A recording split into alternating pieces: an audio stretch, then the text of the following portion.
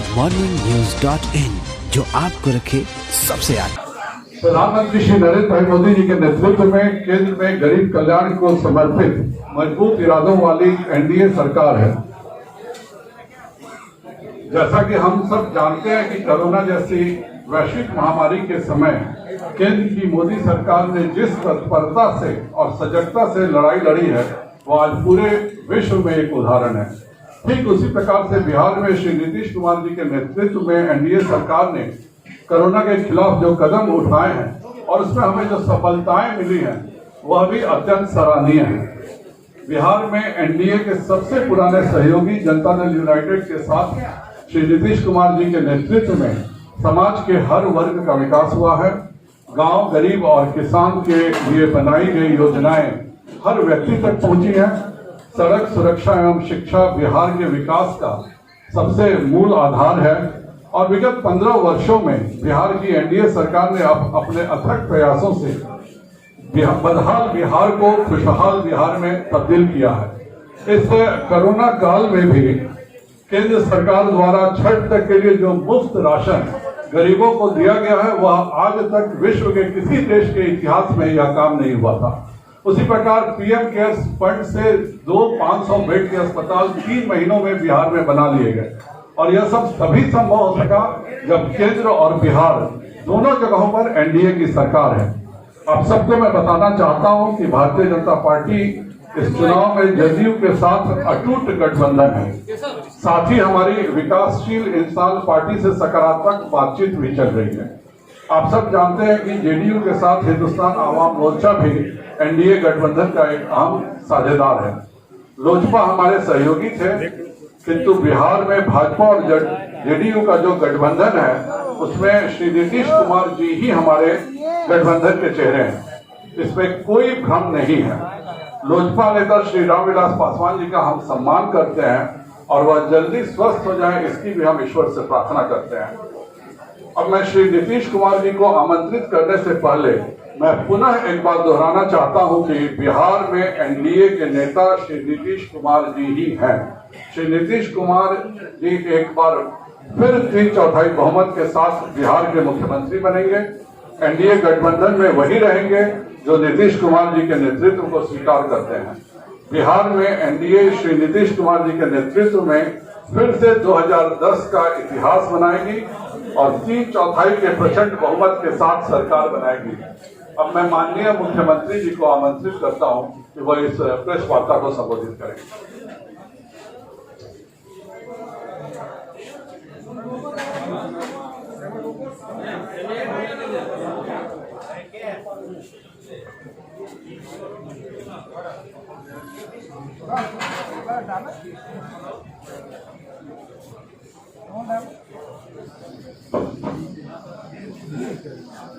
यहाँ पर इस कार्यक्रम में उपस्थित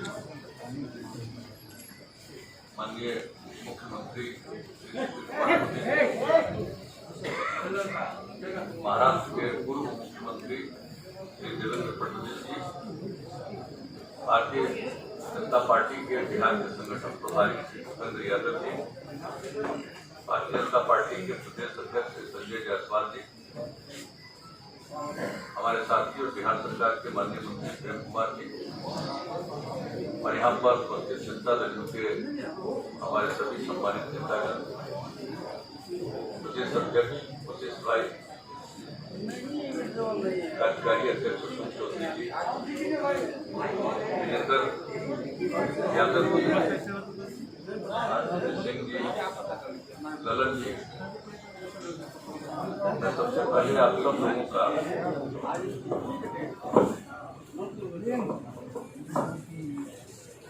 अभिनंदन करता हूँ। आप इतनी बड़ी संख्या में यहाँ पर मौजूद है और यहाँ पर जो बुनियादी बातें हैं उसकी जानकारी संजय जायसवाल जी ने दी। जो हम लोगों का गठबंधन है एनडीए, इसमें बातचीत हो चुकी है और हम लोगों की बातचीत पहले ही हो चुकी थी, लेकिन उसका कोई ऐलान नहीं किया गया था और अब उसके बारे में विस्तृत रूप से जानकारी दे दी जाएगी। आज इन्होंने बता दिया है जो जनता दल यू है उसके जिम्मे 122 सीटें दी गई हैं और उसी के अंतर्गत हम पार्टी को, जीतन राम मांझी जी की पार्टी को, उसी के अंतर्गत हम लोगों ने 7 सीटें दी।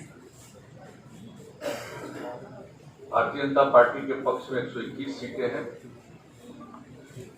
और उसी के अंतर्गत इन लोगों की बातचीत जो इन्होंने बताया कि अंतिम चरण है विकासशील इंसान पार्टी के साथ, उसी के अंतर्गत उनको सीटें देंगी। और जहां तक दोनों के बीच में कंस्टिट्यूएंसी का सवाल है, कौन कौन विधानसभा क्षेत्र किनके जिम्मे है, उसका भी निर्णय हो चुका है। और मैं समझता हूं कि आज 122 और 121 को बताते हैं, ऐसे ही आप रिलीज कर दिया जाएगा कि पूरे तौर पर कि इनके जिम्मे कौन सी सीट।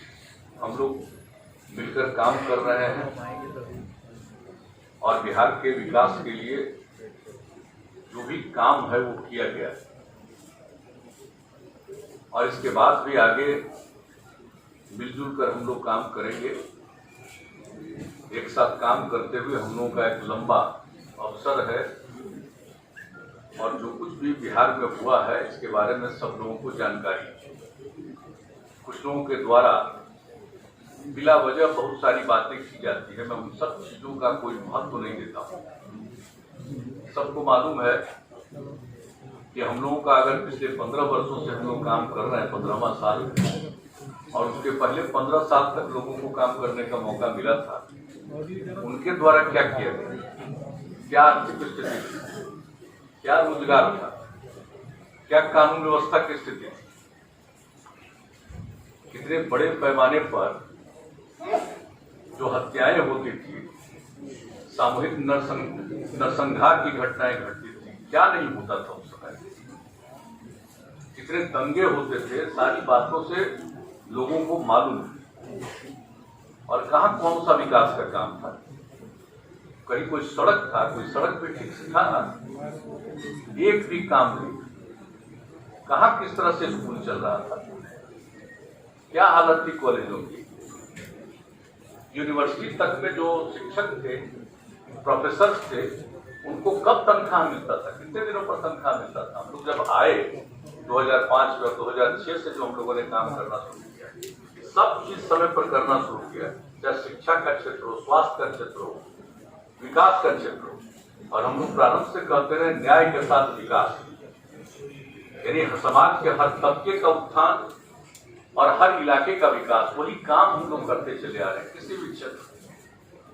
और इसके बारे में तो सबको पता है और किस तरह से हम लोगों ने काम किया। ये बता रहे थे अभी संजय जायसवाल जी, इधर की घटनाओं के बारे में कुछ जानकारी उन्होंने दी और कितना ज्यादा ये जो कोरोना का प्रकोप हुआ है दुनिया भर में, कोविड-19 से दुनिया भर के लोग प्रभावित, और कहीं नीचे जाता है फिर ऊपर जा रहा है, ये स्थिति दूसरे तरह की है। लेकिन हम लोगों ने बिहार में कितना काम किया।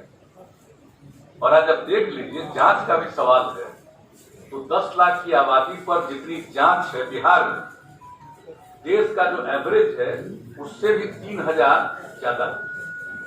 हमारा देश के एवरेज से भी प्रति 10 लाख की जनसंख्या पर जितनी जांच या हो रही है उसमें भी हम लोग आगे हैं। और जहां तक सवाल है कि जो लोगों की मृत्यु होती है उसकी भी कमी है हम लोगों के यहाँ, और जो लोग ठीक होते जा रहे हैं उसकी भी संख्या हमारा 93% से ज्यादा है।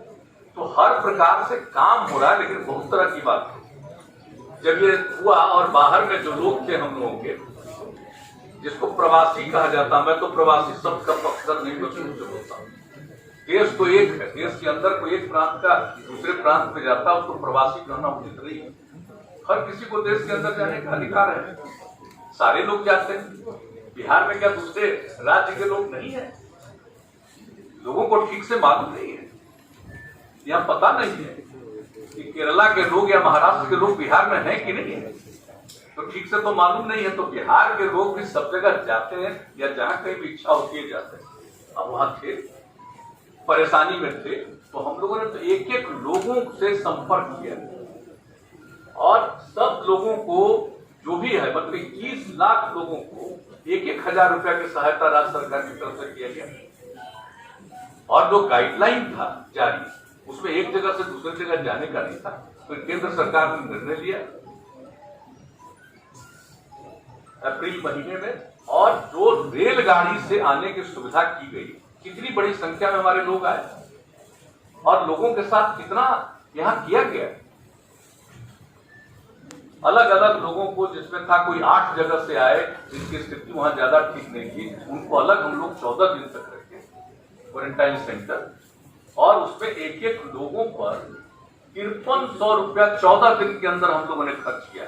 तो लोगों को तो मालूम कुछ रहता नहीं है केंद्र ने मदद किया कितना, जिसकी चर्चा इन्होंने कर दी। किस तरह से लोगों को सुविधा हो जाए, चारों तरफ से राज्य सरकार की तरफ से किया गया। लेकिन कुछ बातें तो यूं की जाती है, तो एक बात है, और हर प्रकार से हम लोग एक एक तरह का इंतजाम करके रखे हुए। और एक एक क्षण, अभी तो अब चुनाव आ गया, तब चुनाव आ गया तो जितने सरकार के और जो डिपार्टमेंट के लोग हैं, अधिकारी हैं, ये उनका देखना काम। और आपको मैं बता देता हूं, जैसे ही चुनाव आयोग के द्वारा घोषणा की जाती है कि हमको जब से मौका मिला, तब से जिस दिन अनाउंस हो जाता है चुनाव का इलेक्शन कमीशन के द्वारा, उसके अगले दिन या उसी दिन हम ऑथोराइज कर देते हैं सब काम के लिए चीफ सेक्रेटरी को। इस बात को जान लीजिए। हम लोगों को तो इतना कम समय है और ऐसी परिस्थिति में चुनाव हो रहा है, तो सब लोगों को पूरी तैयारी करनी, और हम लोग चुनाव कर रहे हैं, तो हम लोग तो अपने ढंग से जो काम है। और एक बात मैं बता देना चाहता हूं कि हम तो, जो हम लोगों का काम है लोगों की सेवा करना, तो हम लोग तो पॉजिटिव आधार पर जो काम किया है, जो काम कर रहे हैं, उसके आधार पर लोगों के बीच में फिर हम लोग जाकर के सेवा का अवसर प्राप्त करने की कोशिश करते। जनता मालिक है, उनको तय करना। लेकिन कुछ लोगों के द्वारा किस किस तरह का बयान दिया जाता है, मुझे तो आश्चर्य होता है। और आप तो हम कुछ अखबार में देख लिए कि जिसका जेडीयू से कोई रिश्ता नहीं है, उसका ध्यान दिया कि आरजेडी ज्वाइन किया, तो जेडीयू में है ही नहीं। परिस्थिति था, 2-3 अखबार में हमने देखा, आश्चर्य उसको लगता है। इसलिए हमको आग्रह करके कि चीजों की जांच करके, अब फोटो छपा हुआ है, फोटो छपा है तो अखबार, वो कब हम लोग एमएलए बनाए, एमपी बनाए, 14 से ही अलग। अब बताइए कोई कहीं जाता, तो कुछ चीजों को तो देख करके मैं बिना ही कहूंगा, मुझको दुख नहीं होता। सवेरे मेरी आदत है अखबार पढ़ने, तो हम जब सवेरे अखबार पढ़ते हैं, टेलीविजन तो उस तरह से हम देख नहीं पाते हैं काम के चलते। दिल्ली में जब तक थे तब तक 1-2 घंटा टेलीविजन देखते थे, अब नहीं पाते थे। लेकिन अखबार पढ़ते हैं तो कभी कभी चीज को देख करके हंसी आती है। तो इन सब चीजों से हमारा कौन क्या बोलता है, क्या बोलेगा, और इन्होंने उसके बारे में बता दिया। और ये बीजेपी ही अपनी तरफ से जो भी बात होगा कर देंगे। कोई अब क्या बोल रहे हैं क्या नहीं बोल रहे हैं उससे हमको कोई लेना देना नहीं है, कोई मतलब नहीं। हम लोग मिलकर काम कर रहे हैं और मिलकर आगे भी काम करेंगे। मिलकर हम लोग साथ मिलकर के चुनाव लड़ेंगे। और जो इनका भारतीय जनता पार्टी का ही जो विचार था, उनके साथ विमर्श के दौरान इनकी जो इच्छा थी उसका ही पालन करते हुए हम लोगों की तरफ से हम पार्टी के साथ इनके साथ बातचीत हुई। और ये बात कर रहे हैं विकासशील इंसान पार्टी के साथ। और जो बात है एक तरफ तो हो ही गया है, उनका तो 7 सीट और 7 का जिन सीटों पर वो लड़ने वाले हैं उसका भी उनको सूचना दे दी गई। और उसमें तो लगता है 6 सीट तो पहले ही देता है। तो ये सब का ऐलान भी सब के बारे में सब लोगों को मालूम है। और विधिवत आज जो दोनों दल का है और दोनों दल के माध्यम से और लोगों को जो इसके साथ जोड़ा गया है, तो उनके बारे में भी पूरी बात सीट के बारे में आप लोगों को उपलब्ध करा दिया जाएगा। और उसके बाद फिर जो कैंडिडेट है अपने अपने पार्टी के लोग, इसका भी ऐलान कर देंगे कि कौन कौन कैंडिडेट किस क्षेत्र के हैं, इसका भी ऐलान कर देंगे। तो हम लोग मिलकर काम कर रहे हैं, मिलकर काम करेंगे। हम लोगों के मन में किसी भी तरह की कोई गलतफहमी नहीं। और हम मानते हैं कि किसी को अगर कुछ कहने से उसको आनंद आता है, उसको पूरी आजादी है, जो इच्छा करे बोले, जो इच्छा करे कहे, अपना करता रहे, बोलता रहे, इससे आपको कोई लेना देना नहीं। एक बात हम बहुत स्पष्टता के साथ कर देना चाहते हैं, लेकिन हम लोग मिलकर, जैसा कि मैंने कहा है, काम करते रहे हैं, आगे भी काम करेंगे। किसी तरह का हम लोगों के मन में कोई कंफ्यूजन या किसी प्रकार की गलतफहमी नहीं। और ये स्वाभाविक है कि इस बार ये जो स्थिति रही है कोरोना की, अब इसमें कई चीजों को काम कर थोड़ा विलंब जरूर हुआ है। किसी भी चीज के बारे में निर्णय लेना, लोगों से बातचीत करना, वो सब होता है, लेकिन अब एक एक चीज के बारे में फैसला हो गया है और लोग अपने अपने कैंडिडेट के बारे में भी अंतिम निर्णय लगभग ले चुके हैं। हम लोग तो कैंडिडेट के बारे में भी निर्णय ले चुके हैं, आपका भी निर्णय लगभग हो चुका है, तो इसका भी ऐलान बाद में कर दिया जाएगा। अभी तो सीटों के बारे में, कौन सी से किस पार्टी के लोग चुनाव लड़ेंगे, इसके बारे में आज आपको जानकारी दी जाएगी। और मैं तो इतना ही कहूंगा कि भाई समाज में एक प्रेम का और भाईचारे का भाव रहना चाहिए, लेकिन ये तो हमको मालूम है कि मनुष्य का तो कुछ न कुछ हिस्सा ऐसा होता है जो इस प्रकार की बात करता है कि ये कोई ऐसी बात नहीं है कि अस्वाभाविक है, ये बहुत ही स्वाभाविक है। आप देखिएगा कि चाहे लाख कुछ कर लीजिए, कुछ प्रतिशत लोग तो ऐसे होते ही हैं कि वो किस तरह से बोलेंगे, किस तरह की बात करेंगे, तो ये कोई ऐसी चीज नहीं है, ये तो चलता ही रहेगा, उससे कोई मतलब नहीं है। और जरूर बिहार को आगे बढ़ाना है हम सब लोगों को मिलकर के, एकदम बिल्कुल सक्षम बिहार हम लोग बना रहे हैं। और कितना तेजी से इसके बारे में तो हम लोग बोलते रहे, क्या बजट था भाई, कितना कम बजट था बताइए, और अब कितना बड़ा बजट है। 24,000 करोड़ रुपए का बजट होता था और हम लोग 2,11,000 करोड़ रुपए तक पहुंचा दिए बजट से लेकर के एक चीज के बारे में। और वो सब बात होगी तो हम लोग डिटेल भी देंगे। नौकरियों के बारे में, कितने लोगों को नौकरी हम लोगों के कार्यकाल में मिली है, कितने लोगों को सेवा करने का मौका मिला है, एक एक चीज के बारे में, तो हम लोग तो इन सब चीजों के बारे में काम करते रहे और काम ही करते रहेंगे, यही हम लोगों का कर्तव्य है। तो अभी तो अपनी तरफ से इतनी बात करनी थी, अब बाकी तो बहुत बहुत धन्यवाद। माननीय मुख्यमंत्री जी ने विस्तृत बताया है, पर आपको कोई प्रश्न हो आप सबको तो आप पूछ सकते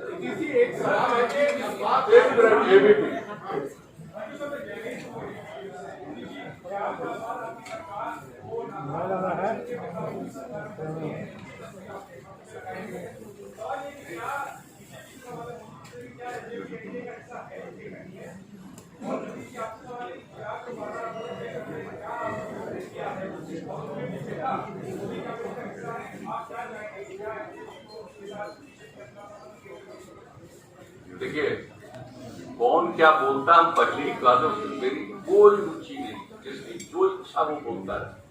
लेकिन आपने श्री रामविलास पासवान की चर्चा की। अब रामविलास पासवान जो अस्वस्थ हैं, हम सब लोग चाहते हैं कि स्वस्थ हो। हम लोगों का उनसे एक लगाव है, अब बहुत पुराना लगाव है। लेकिन आप जो पूछ रहे हैं हमसे कि रामविलास पासवान जी अभी जो राज्यसभा में पहुंचे, तब बिना जेडीयू की मदद से पहुंचे, आप जरा बताइए तो कै को सीट है बिहार विधानसभा में? 2 है ना। तो बीजेपी ने और जेडीयू ने तो टिकट दे करके राज्यसभा पहुंचा। तो ये सब बात जो कोई पूछता रहता है, हमको उसे क्या मतलब है?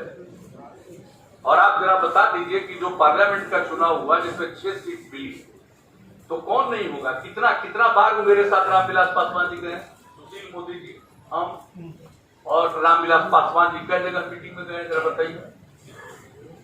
तो हम लोग तो सब दिन से सहयोग करते रहे। आप कोई मन में क्या बात है, इससे हमारा कोई लेना देना नहीं है। और उसका एक पक्ष जो कहा, उसके बारे में तो आप लोग बता दें। goodmorningnews.in, जो आपको रखे सबसे आगे।